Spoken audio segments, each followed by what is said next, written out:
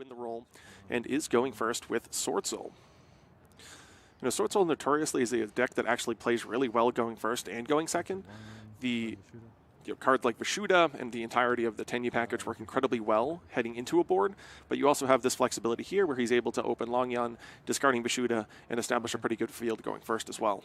So Longyan's effect will give him a level 4 token that is also a tuner, so he can now synchro summon a level 10 monster.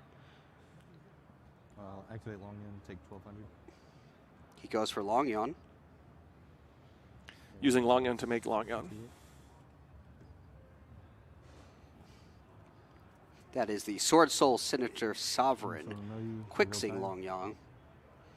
And he now follows that up with a normal summon of Moye. So if this goes uninterrupted, which may be wishful thinking, but if it goes uninterrupted, this is sort of your classic draw 2 combo. Well, speaking of interruptions. Kenny goes for Nibiru, the Primal Being. Brutal. He clears the field and replaces all of the monsters with a token for Michael.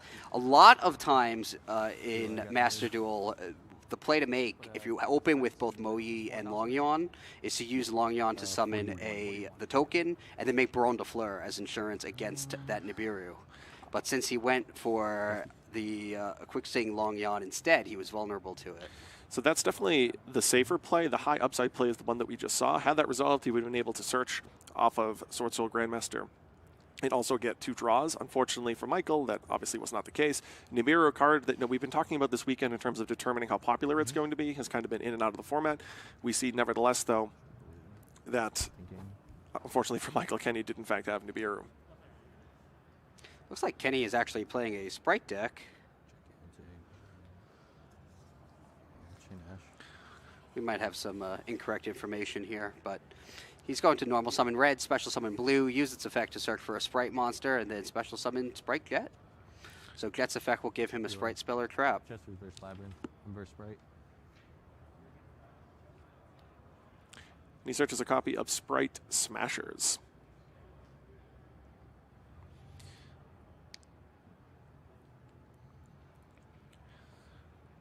So with Nibiru on the opening turn, this really gives him just total flexibility here. Michael passing with no other additional plays. I imagine Kenny can try and put together a combination of cards that could actually deal pretty close to 8,000 damage if he really thinks about it. Yeah, I think that Nibiru really just did him in from the very start, which is really bad luck, I think, for Michael, because I don't think Nibiru is particularly popular as a main deck option this weekend, even though it is a pretty strong card against Kashtira. It's one of those things at the beginning of the format, sometimes players just want to hedge against the likelihood that there's a combo-centric deck that they're unaware of.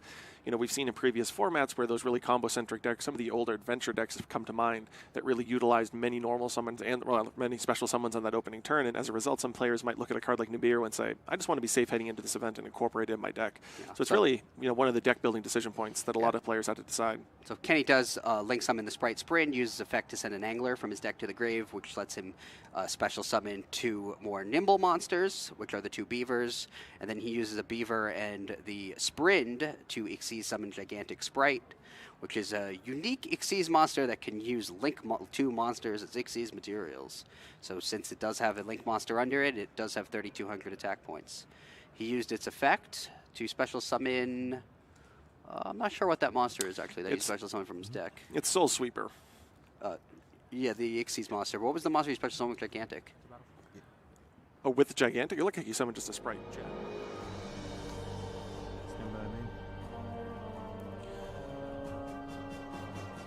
Looks like he has Longyan again, and this is going to be that decision point. Does he go into Baron? Does he go into Longyan? Does he have an additional normal summon? No, he's going right into his extra deck. Yep. So he discards Adhara, which might come into handy later. And this time he will inflict the 1,200 points of damage with Longyan's effect, and it looks like he did go for Baron de Fleur to render him immune, or able to negate the effect of Nibiru and destroy it if Kenny does in fact have it. Moyi follows up. Its effect special summons a Swordsoul token, and now he can safely synchro summon a level 8 monster. This is the exact combination of cards, minus Vishuda versus Adhara here, but it's basically the exact same combination of cards, but the big difference here is he is going to play around Nibiru after seeing it in Kenny's main deck. Yeah, so he draws a card for the Moyi, then it uses Xishao's effect to search his deck for a Swordsoul card. Unfortunately for Michael, it looks like in this game, where he did go for Baron de Fleur, Kenny probably does not have the Nibiru, because if he did, he'd probably have used it and forced that Baron's negation so that it couldn't negate anything on his turn. You could potentially wait a little bit longer into the turn, because you can just use it, once you kind of allow Michael to get his search. But I can definitely see that if you have Nibiru, he probably would consider activating it just to bait that negation. Yeah, I think I would do it before the Xishao hit the field, because otherwise...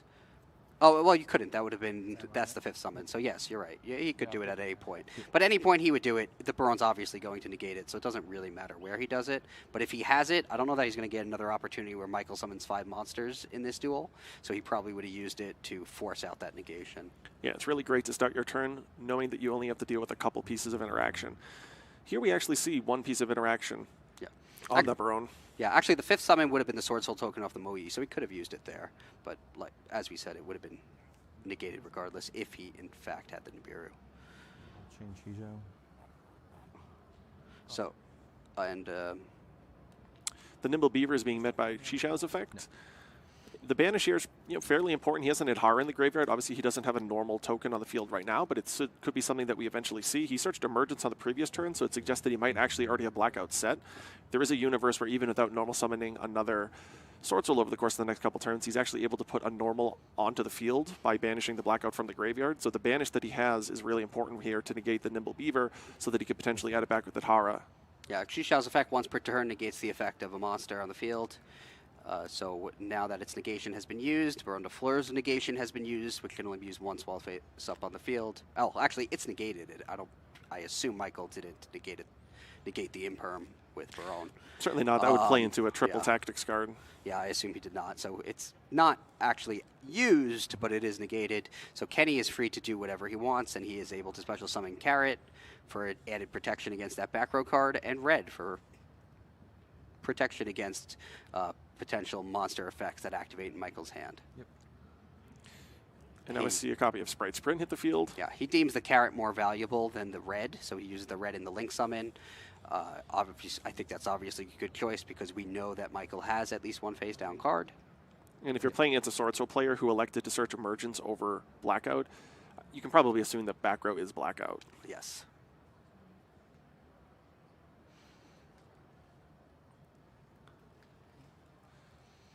So after Link summoning Sprin, Sprin's effect sends Angler to the grave, and then Angler can special summon 2 Nimble Beavers.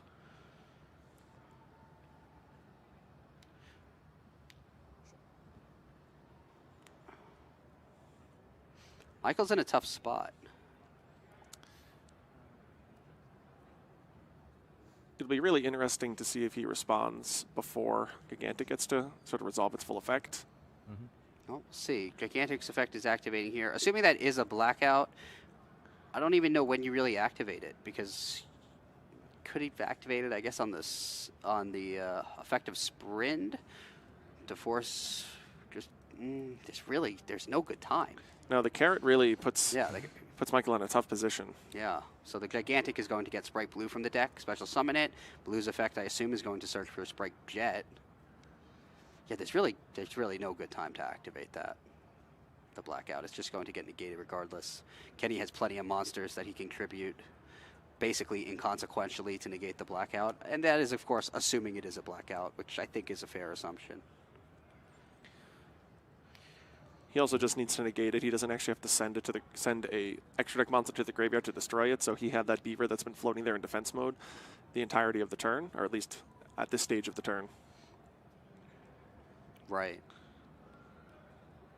Now, Kenny is really showing the power of sprites. Even without Spright Elf, he is able to establish a pretty reasonable field. He has interruptions now with Spright Smashes in his hand.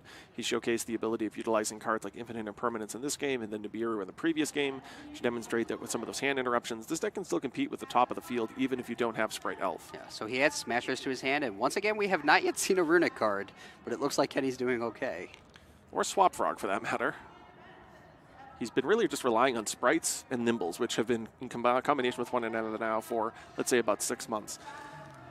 Yeah, that's the thing about the Spright deck. Just a single card can just spiral out of control. They get so many more cards. One card gets another card gets a third card, and you sort of see how it all develops. spits monsters onto the field, and then you use them to either negate the opponent's cards or as necessary components to activate Spright Smashers, or just to summon powerful monsters. And in some cases, just to ensure that you have a play on the turn that follows. Yeah, so he's going back for Onibimaru. This card reminds me, every time I describe its effect, I always describe it as a Destiny Hero Doomlord. Yes, Because that's most similar to me. Yeah, very similar effects, and it's honestly being used for a very similar purpose as where Doomlord was originally used to take cards like Stardust Dragon off the field. We see it here lining up pretty well against the 2 synchros on Michael's side of the field. So Onibimaru's effect will activate. He's going to get rid of Qishao. The gigantic Spright actually has enough attack points to destroy Baron de Fleur. Also had enough to destroy Qishao, but I guess he would rather banish the Qishao.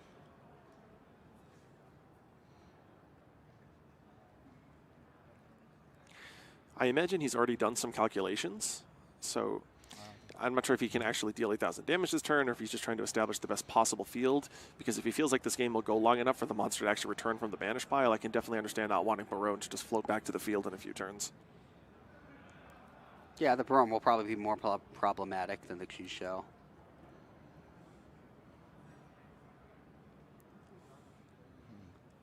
Should it return to the field? Okay, so gigantic Spright's 3,200 attack points destroys Baron de Fleur, which only has 3,000. 59? Should be 59, right? Is it 59, yes, my bad.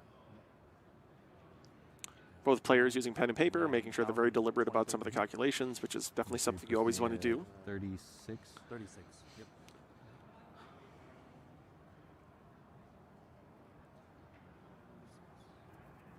Go main tip.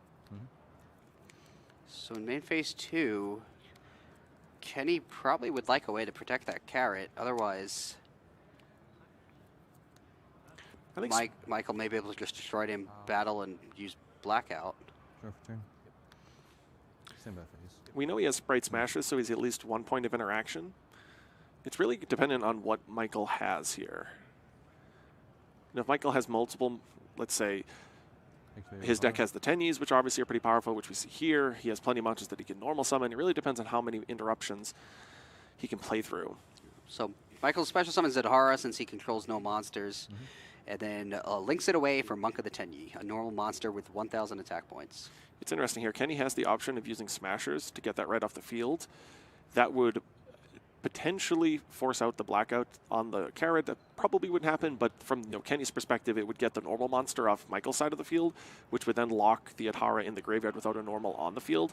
You know, he, as of what we currently see on the field, only has 1 point of interaction in terms of actually affecting monsters, right? Carrot is great against blackout, but in terms of the actual monsters that Michael can have, he only has that singleton smashes, so he needs to try and use that perfectly. It is a tough decision here, because if he does choose to use it on the Monk of the Tenyi, which was link summoned by using a special summon monster, Michael is still able to normal summon. So if he has something like Moyi with a card to reveal, Kenny likely has no way to stop it. But he is going to hold off on the Smashers, which allows Michael to banish the Adhara from his graveyard, since Michael does have that normal monster on the field.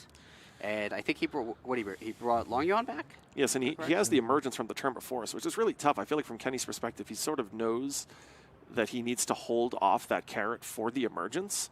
So from his perspective, he might be considering, how to navigate this. One of the things that Michael could do here is actually discard the emergence for the Long Yuan. Not something that you typically see all the time, but he does have that play available to him, but that would then play into the blackout. So it's really interesting to see how Michael tries to navigate through this, because the fact that he held the emergence, in theory is pretty good because it allows you to use the entirety of your deck on the following turn. But the fact that Kenny really, with great insight, kept that carrot on the field, it's one, playing around the blackout, but two, also playing around the emergence. Adhara added back Long Yuan. The Monk can destroy the carrot in battle, though, right? They both have 1,000 attack points. So Michael is able to get it off the field if he's willing to go to main phase 2. I think that's just what Elijah, his teammate, has just mentioned. Is there any reason you can't just attack carrot? Am I?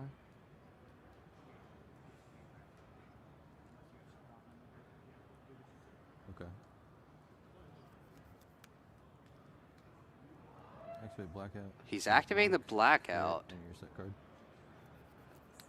So he's instead going to force the negation of through Carrot's effect. Yep, this is also a way of forcing out the carrot negation. Now the emergence Yeah, would be free to resolve. I guess the problem with attacking the carrot is that that would basically force Kenny to use smashers. But then the carrot's effect would still be active. He'd still be able to use that on the emergence. Well, if he has, as he does here, one of the new cards from Photon Hypernova, Triple Tactics Thrust, it's probably beneficial to force out that carrot negation in main phase 1 so that he can now search his deck for any normal spell or trap. So that's the reason to not attack the carrot. Kenny, unfortunately for Michael, has a copy of Ash Blossom and Joyous Spring, which will cut him off from that ability.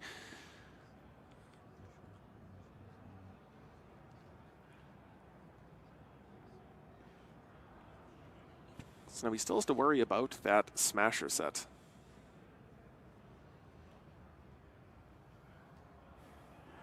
So he has the emergence, we know, and now we know that he can resolve that emergence. And he has the Long Yuan. Carrot's been used. There's already an Ash used this turn. He does have Long Battle Yuan. phase. So he is just going to enter his battle phase and now attack Carrot. Main phase 2. Activate long one. Yeah, nothing on res. I imagine this is going to prompt Smashers in some way, shape, or form. Probably. I'm not entirely sure. Well, I guess he wanted to attack and then do this in main phase 2 so that Kenny couldn't banish the on-field Carrot, whose effect had already been used, and now instead would need to give up either Gigantic Spright or the Onibumaru to banish either the token or the Long Yuan. One ahead.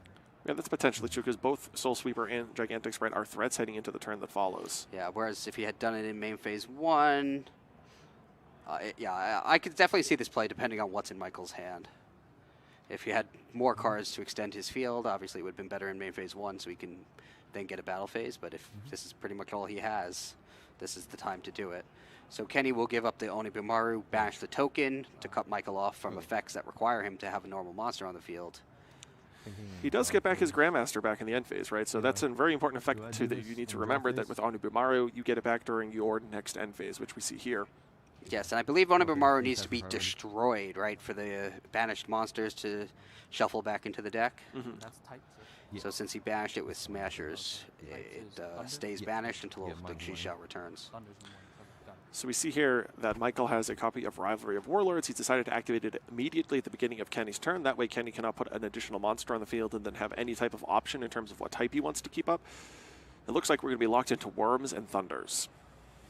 Yeah, Rivalry of Warlords is a fantastic card for Sword Soul decks because they pretty much only use one type of monster. There, Kenny does have some ability to go into his deck now. One of the advantages of the Sprites is that there are a few of them that are Thunders. Now, the big picture issue here is going into his extra deck. He won't be able to have quite the same degree of flexibility, but he is going to be able to search a blue out of his deck with his Gigantic Spright. Thinking here. He activates the effect, and Michael's probably contemplating think this guy using plays two She-Shout to Smashers? negate. What? It's definitely possible. He wants to probably keep in the back of his mind that he's going to be able to banish the Blackout from his graveyard to put a tuner on the field. So it really is a big picture issue of when he needs to time that, because if there's any risk of Grandmaster actually getting destroyed at any point in this turn, there's a fear that you leave the token on the field because you really want to have that token on the field so that you can go into your extra deck with Long on the turn that follows. In case anyone missed it, Michael was asking his teammates for some advice on whether they think Kenny uses 2 copies of Smashers in his deck, because he wants to know whether he needs to save the negation for a get and to get that answer to Rivalry.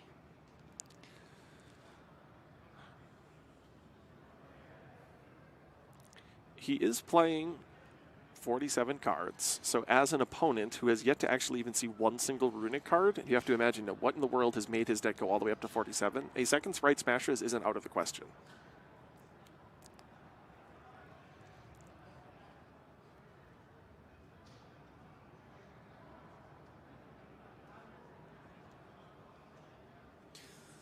Kenny's doing what I think many players do when a card like Goes Imagine or Rivalry of Warlords is on the field, which is look at your extra deck and just reduce it down to, okay, what are my options? Let's just simplify this. I do that all the time. Can I summon you? No. Can I summon you? No. I can summon you. You don't help. So he's got to special summon the Jet. I assume he'll activate the effect. See, I think what he's going to do is banish, a non-blackout card. That way, on his turn, he can just use Grandmaster's effect to banish the blackout so that the token is special summoned on his turn. What were you thinking from that? That resolves. Okay. Oh, okay. My bad.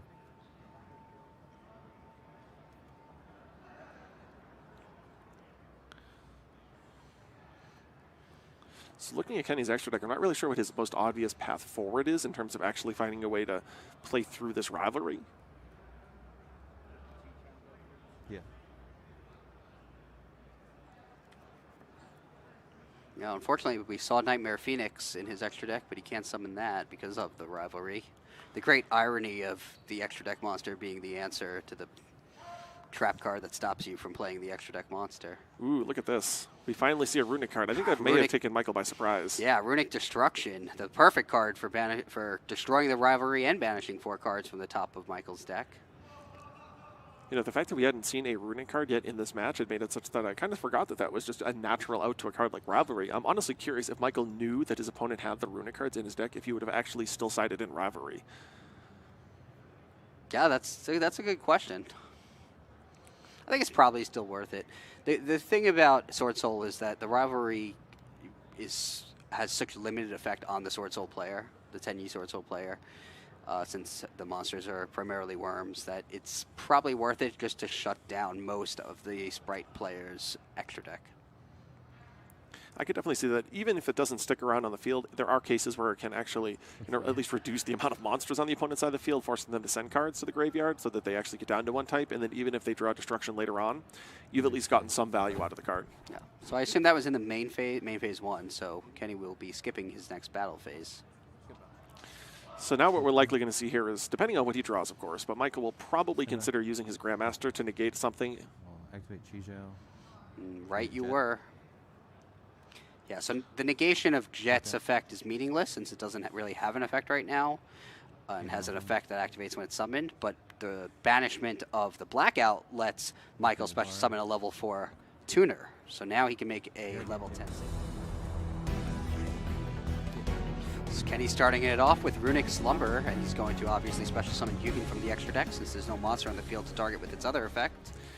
This is the first time that Kenny's been able to go first in this match, and it'll be very interesting to actually see which engines appear and which engines, quite frankly, just don't in his opening turn. All right, so he'll discard the Runic Destruction to get the Fountain. If Kenny has another Runic card and is able to draw 3 cards with his Fountain, that could be big trouble for Michael. That's really best case scenario for what Kenny is hoping for. I don't think it's unlikely, given that he did discard a Runic spell. He summons the Nimble Beaver, uses its effect to summon a Nimble Angler from his deck. Now he has 3 level 2 monsters on the field. Now, this is something that we've talked about in previous events, but you actually want to search out that Angler, so there are 2 additional copies of Nimble Beaver in the deck, so that if you sprint at any point, you can still summon 2 Nimble monsters, the 2 remaining Nimble Beavers in the main deck. So after summoning Gigantic Spright, he uses its effect. And I think we're going to see, Swap Frog. Yes, it's funny, we were talking about all the different engines in Kenny's deck and how, in some games we've seen 1, 2, we may actually finally be able to see all 3 at once, Spright, Frog, and Runic. So he activates the Runic Fountain. I wonder if he has a Spright Blue, or he just chose to forego it and to go the Swap Frog route instead. He has Jet, so the blue was not as important since he already has the Jet.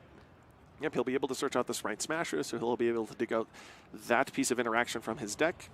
He's going to end his turn with quite a bit of interruption. And that's even without considering that he can play all of these Runic spell cards from his hand with Fountain on the field. It's very important. We see the synergy when this deck really first became popular about the ability to clear out the extra monster zone from Hugin and then return back into the extra monster zone by enabling a Runic card that then enables Fountain. It's just one of the best reasons to combine the Spright package with the Runic package. Yeah, Kenny did use a Runic spell to summon another Hugin. Most and the most important part of that is he then could use the fountain to draw 3 cards. So he is just getting card after card after card, and the plays continue. Here's the Spright Sprint that you referenced earlier. He will send Angler to the grave and get those last 2 beavers in his deck. And if I'm correct, I think we're going to see a card that, you know, previously you could have played it in order to summon Totally Awesome, but it's becoming a little bit more popular now that Spright Elf has been recently forbidden. Is this going to be Buijin Ashima? It is. So this is an interesting card. It's going to allow him to summon 2 Swap Frogs, 1 from his hand and 1 from his graveyard. I guess he returned the Swap Frog to his hand with its effect earlier. Yep, that's definitely something that yeah. happened. Yeah, sometimes it's hard to keep track of the Swap Frog effect to bounce to hand, but by bouncing 1 to the hand through Swap Frog's own effect and then having 1 in the graveyard, naturally used for material somewhere along the turn, that fulfills the requirement necessary to now go into Totally Awesome. So the only big difference here is it's going to be a single Totally Awesome as opposed to some of the previous formats where maybe you'd have 2 or 3 activations. But with this entirety of what Kenny has opened with, from the Runic Fountain to having access to Spright Smashers, now he had the blue that you referenced earlier, it doesn't seem like he's going to need much more than just 1 Totally Awesome activation. Yeah, and yeah, between that and Smashers, and who knows how many more Runic spells he'll have to activate on Michael's turn. He probably has, I can't see exactly how many cards are in his hand, but it's probably pretty full because he keeps drawing cards and adding them to his hand. Bujinki Ashima is being used in a link summon with the Spright Jet. We'll see what he's summoning. He goes for Nightmare Phoenix. That cannot be used as link material, I do not believe, so that's something that hopefully the judges can catch.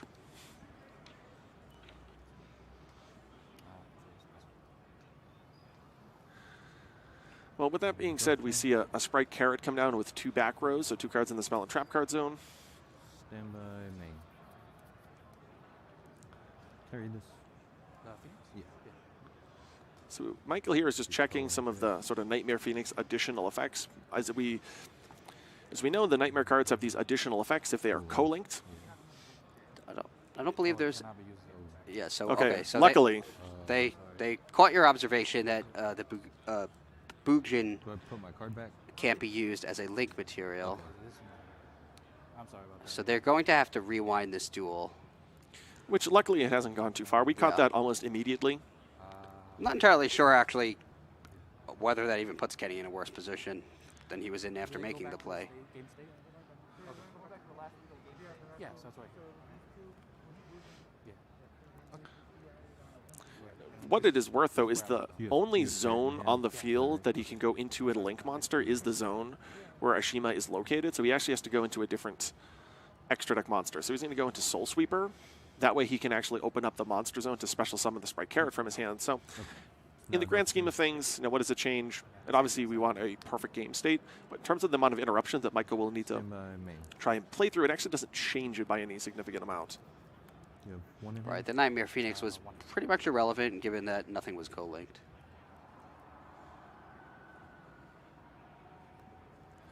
Book of Eclipse. So that would send all of Kenny's monsters face down, though he does have the carrot and the toad, both of which can be used to negate it. So he does use the carrot, gets rid of the Bujin that he wasn't really doing anything with, and that was taking up one of his zones. And he does negate the Book of Eclipse. Enter battle phase. Well, I think I know what that means. So that means evenly matched, but Totally Awesome can stop it unless Michael has something like Called by the Grave or another evenly to activate. Toad's effect will bring the Nimble Beaver back to his hand, and he does have another evenly matched. Wow, you were right. So now if Kenny has to kind of accept that this evenly match is going to resolve, what is he going to keep on the field? This is a really difficult one. Maybe it could just be Fountain. That way, if he has a Runic card in his hand, he has some potential point of interaction, at least maybe the ability to regain cards to his hand. Yeah, I think if he has a Runic card, it's definitely Fountain. If he doesn't, maybe it would have been the Gigantic. Since Michael's entering main phase 2. Is that a copy of, Triple Tactics Tower? Oh, man, this is a brutal reversal. He's using the Forceful Sentry effect to look at Kenny's hand. It looks like he's shuffling away a Runic card, which is very... you know, we talked about, you know, keeping Runic Fountain on the field, but if your opponent uses that triple tactics talent, maybe there's a reasonable chance where you activate it in response. Activate emergence. But here, Michael is going to be able to play with full information. He also knows that Kenny doesn't have a battle phase because of all the Runic cards he activated on the first turn. So now if Michael can combine the cards in his hand with the tie that he's searching out, he might be able to establish a field that will be very difficult for Kenny to get through with that single copy of Nimble Beaver. Yeah, this might be tough. Ooh, and Pot of Desires. This is, you know, if you really put together the perfect opening hand going second, Book of Eclipse, double evenly matched, Pot of Desires, and Swordsoul Emergence. That's pretty good go second hand. That is pretty fantastic, if you ask me. I mean, Kenny set up a phenomenal turn one field. But it wasn't enough for all that. Triple Tactics Talent, Pot of Desires. What a combination of cards.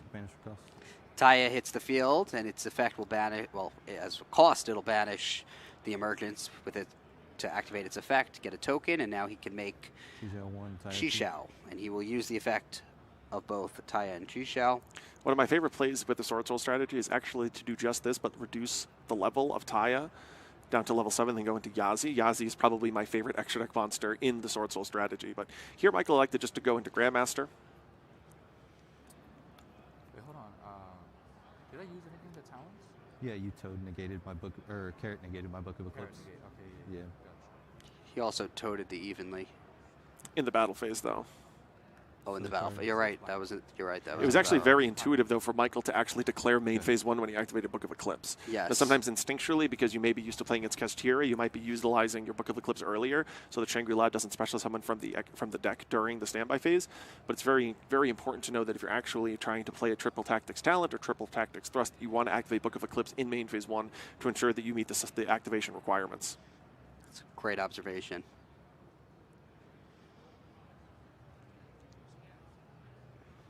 Go for turn.